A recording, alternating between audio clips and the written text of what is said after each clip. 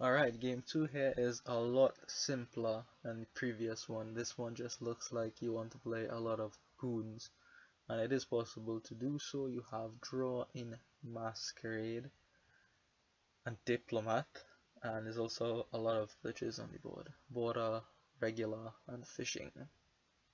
Trashing is Masquerade and Forager, so looks like you could build a nice big goons thing. Familiar, you don't have to worry about because Masquerade deals with that. So the question is how to build your big goons thing. You have to take into account Basilica a little bit, not really too much, because if you have a more powerful goons engine, you will overwhelm whatever Basilica deficit you have. So Masquerade I think is important, and I'm going for Masquerade and Silver to hit goons as soon as possible. Now sometimes you don't want to hit goons right away, but I believe hitting goons right away here is good because your engine parts are very cheap, namely Diplomat and Fishing Village. That's really going to be the crux of your engine. And goons at the end. You don't want anything else. Masquerade is there just to cause your opponent to be in an uncomfortable situation. You play the goons first and then the Masquerade and hopefully fork them, but if they are alerted, then they will keep some junk back, but it means you've effectively put them down to a 2-card hand, which is good. So you both open Masquerade. I'm going to go for the Silver, as I mentioned, and my opponent goes for the Fishing Village instead. So slight difference in opening here. I'm going to go for a Fishing Village now, because like I said, those are the crux of the engine, and then perhaps a Diplomat very soon. So I have to pass this Necropolis.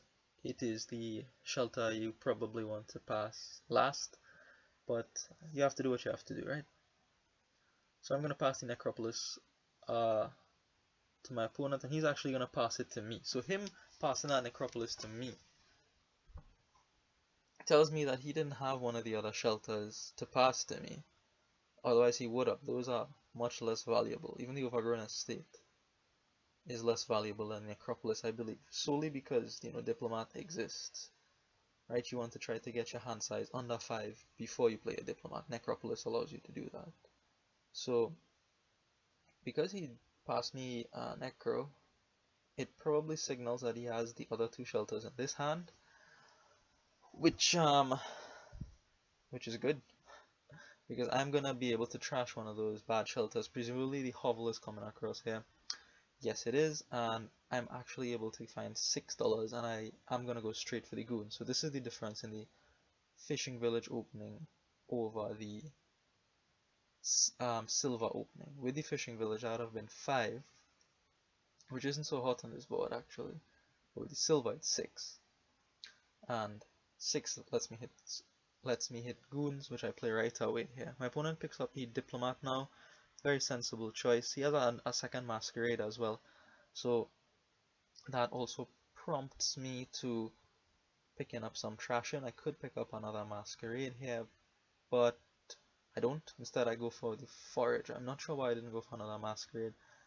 I think it's because at this point I felt like I didn't have the terminal space to do so.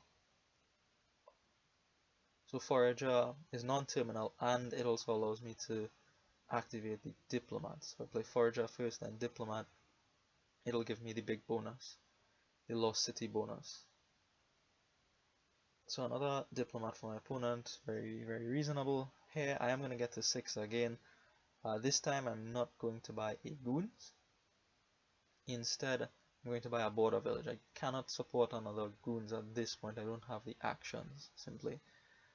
So with this Border Village, I am going to get a Diplomat alongside it. So hopefully that can help alleviate my action problem. If not, it'll get me some draw. Really, I think a Diplomat not as a reaction card, but as something to trigger to get the Lost City bonus out of it. And really, the expansion Empires actually helped draw to X engines with 2 cards. Oh no, never mind. Diplomat is from the 2nd edition of base, but this helps draw to X engines, right? So you play a Fishing Village, then you play a Diplomat. It'll activate and draw you cards, which is nice. In Empires, I was talking about Villa. Villa helps draw to X engines so much. It's incredible. Brilliant boost. So my opponent manages to get both masks out here and actually draws the deck and comes up with enough for goons. So he now has our goons. I have to watch out for that.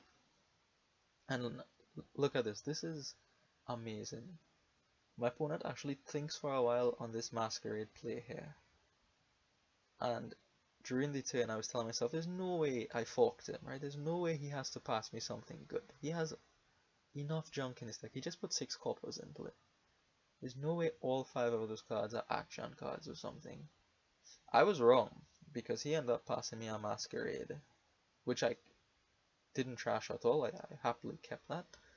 So his hand has to be something like Diplomat, Fishing Village Goons, Masquerade, or something like that. But yeah, that was pretty lucky of me to fork him this early in the game. I didn't even play Goons, and I was able to fork him, so yeah, I happily take that Masquerade, draw some more cards, and I'm going to find the Goons, and my opponent gets to react with the Diplomat here, which is nice. Diplomat is very good against the discard attacks, because you're going to discard anyway, you might as well, you know, pick your best 3 cards of 7 or so. So he's going to discard down to 3, and I have 7 here, just going to pick up a Diplomat and a Fishing Village. Because I need a little bit more draw. You see 4 cards at the top of the shuffle there. But really I'm looking in decent position here. Now I have the 2 Masquerades, so I'll be able to thin a bit quicker. Once I'm thin enough, I can start buying coppers back with the Goons so that I can play my Masquerade and hopefully have something to pass to him. I'm not worried about having to pass like a Fishing Village over to him or anything, because really there's going to be a huge surplus of actions once we start playing Goons on each other regularly. So giving him the Fishing Village is really not a big deal. So here I want to keep Diplomat and Copper and the Masquerade and get rid of everything else. Copper is to pass to him should he play a Masquerade. So you see there's 10 points on the Basilica now. I picked up 2 last turn. I didn't realize I was picking up 2, but I did, and actually as it turns out, it works multiple times on one turn. So if you have 3 buys and 12 money, you buy, 3 things costing $2, you'll pick up Basilica 3 times because you always have $2 left back. I thought it was a once per turn kind of thing, but apparently it's not. As long as you can keep buying things and have $2 left, then you'll get your Basilica points. So that's pretty nice. That could empty pretty fast with all the plus buy around here. So now I've reached a point in the deck where I'm going to hold up on the trashing a little bit, just so that I have things to pass to my opponent with Masquerade, and I can have things to trash with my Forager. I'm basically drawing the deck at this point here, so I don't need to thin anymore, really. I don't need to do it. So here I play a single Goons, and I think, no, yeah, I draw a little bit with the Diplomat, and I stick a Fishing Village in place. So there's just 1 card left on the deck, so basically drawing the deck. Here, I think it's time for another Goons, and I do pick it up, picking up Basilica points along the way.